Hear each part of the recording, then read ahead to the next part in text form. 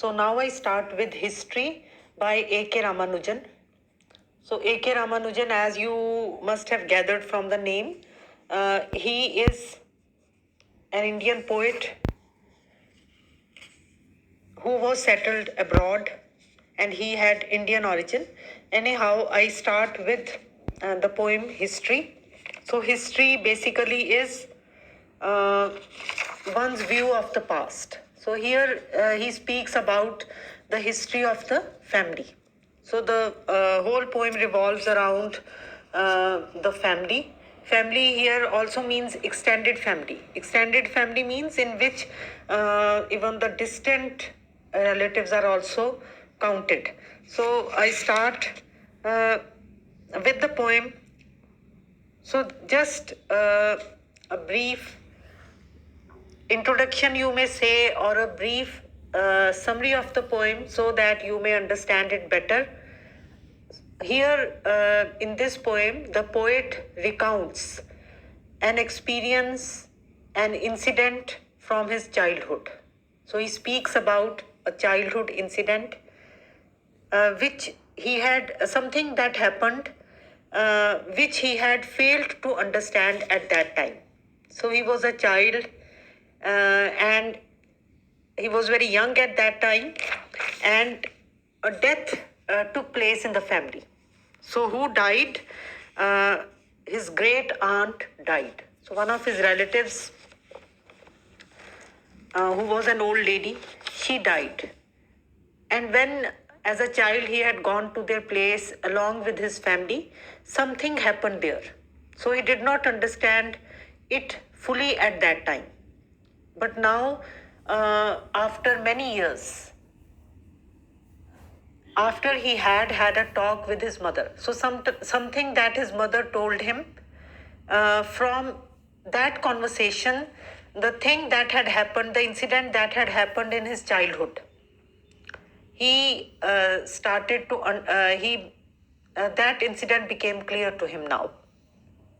So I hope you have understood something of the poem. Now I start with the poem History, which usually changes slowly.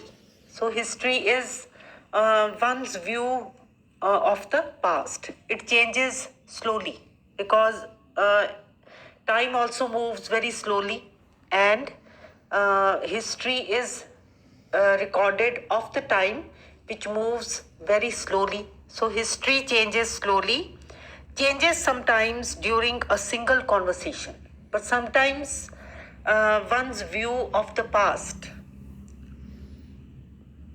changes very fast in the course of a single conversation. So sometimes something becomes very clear to you when you talk about it to someone. So here he is referring to his conversation with his mother that took place when he was much older, and one night or one day he was talking to his mother, and then the mother told him something. Okay, now I hope things are clear up to this point. Now I start with the next paragraph. The petite little aunt in her garden of sweet limes now carries a different face, not merely older or colder or made holy by deaths and children's failures. So the petite little aunt, petite means small and thin. So her little aunt, she was short in stature, she was not very tall, and he remembers her wandering about in the garden of sweet limes. So he remembers her aunt like that, but now it carries but now she carries a very different face. It means his perception of her has changed.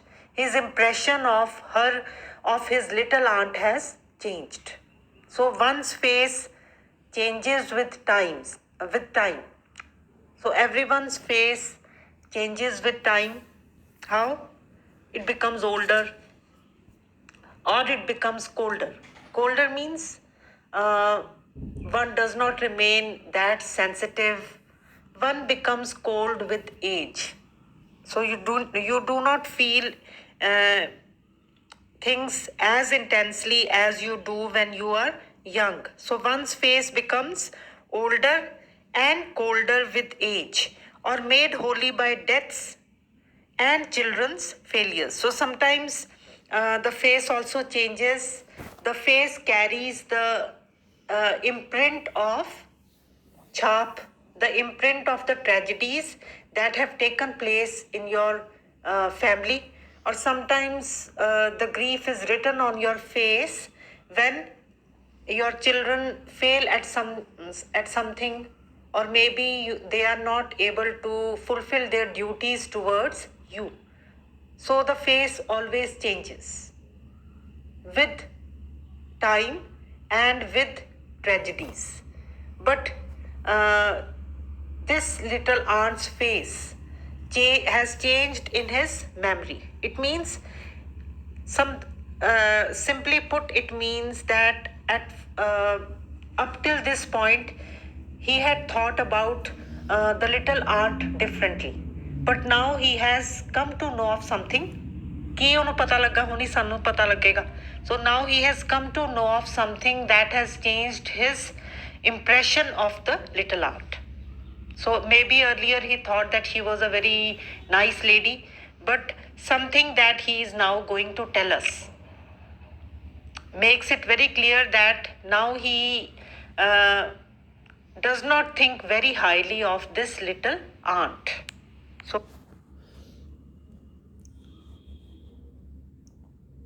let us now continue with the poem. For instance, the day my great aunt died, I was there by one of those chances children never miss, looking for a green ball I never lost. So now he is going to tell us about that childhood incident that had taken place when he was very small. So the incident is that of the death of his great aunt. So he had gone to the place of his great aunt along with his family because a death had taken place. So he was there by one of those chances children never miss. So children by nature are very curious about things, and they are naturally very curious about death.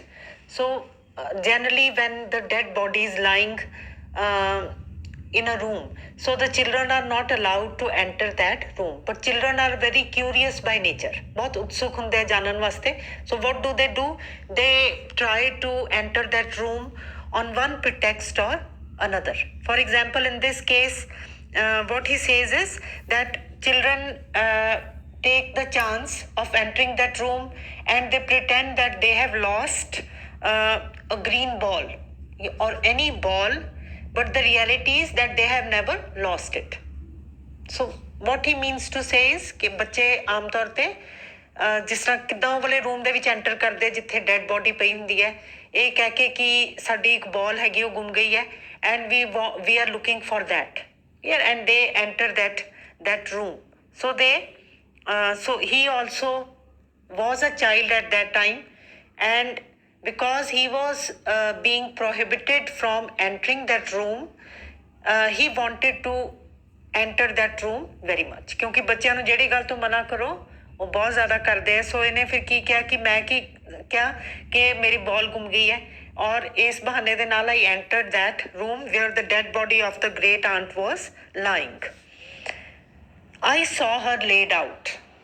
So though he was a child at that time, but he looked at the dead body of the aunt. I saw her laid out. So the dead body was lying there, face incurious.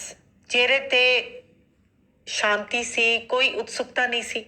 The face was incurious because the great aunt was dead. I saw her laid out, face incurious, eyes yet unshut.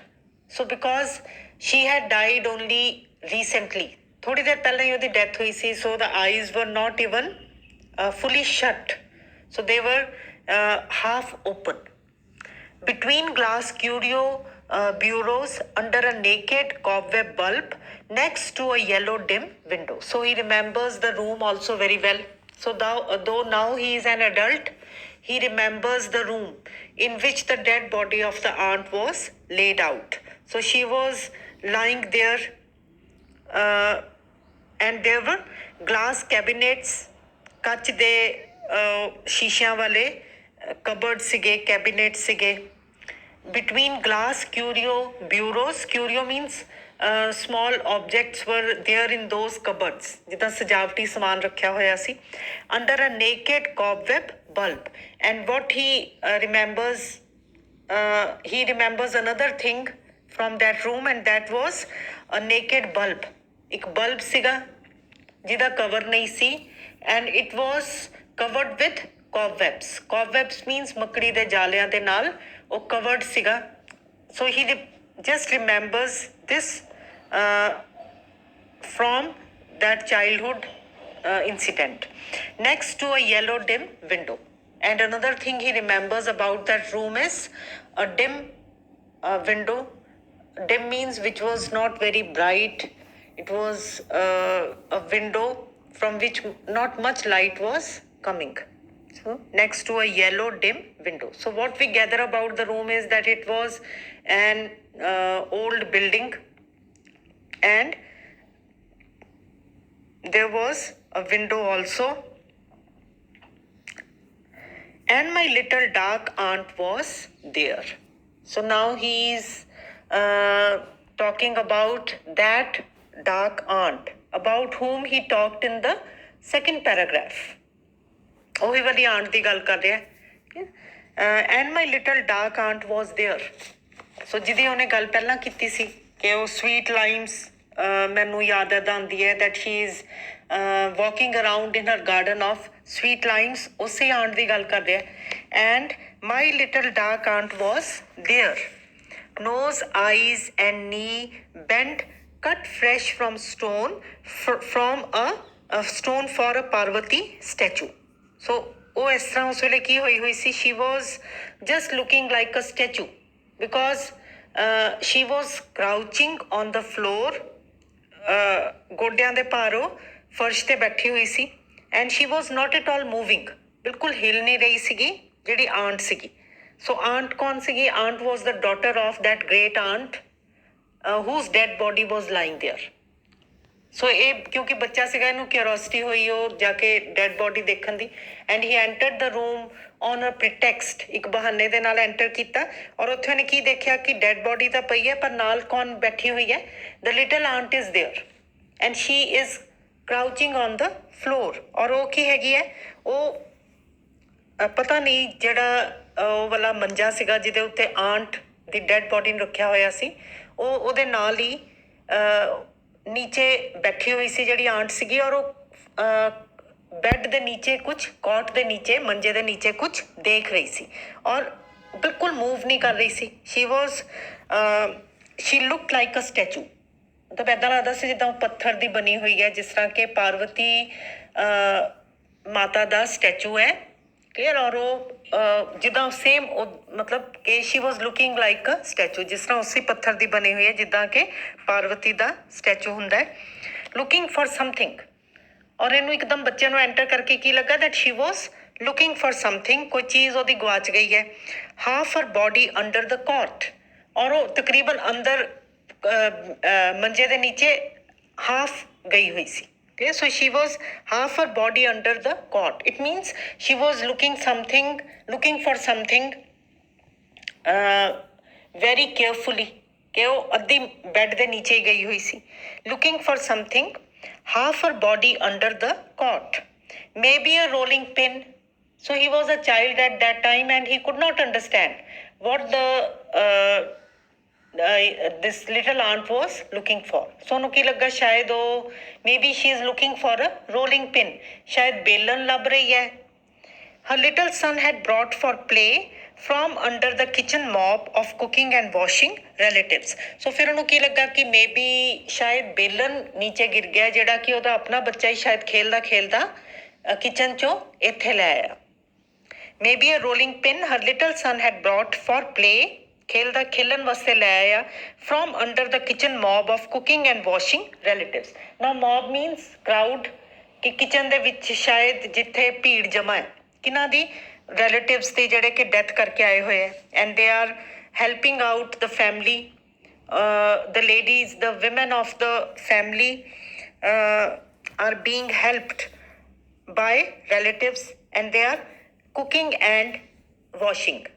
So when the death of somebody takes place, so relatives come over and they also help out in the kitchen.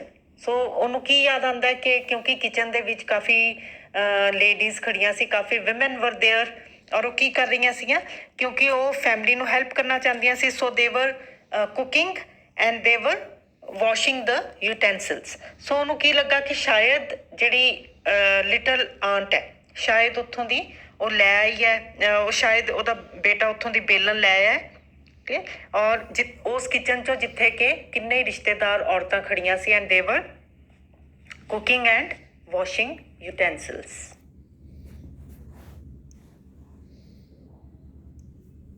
So now I start with the next paragraph.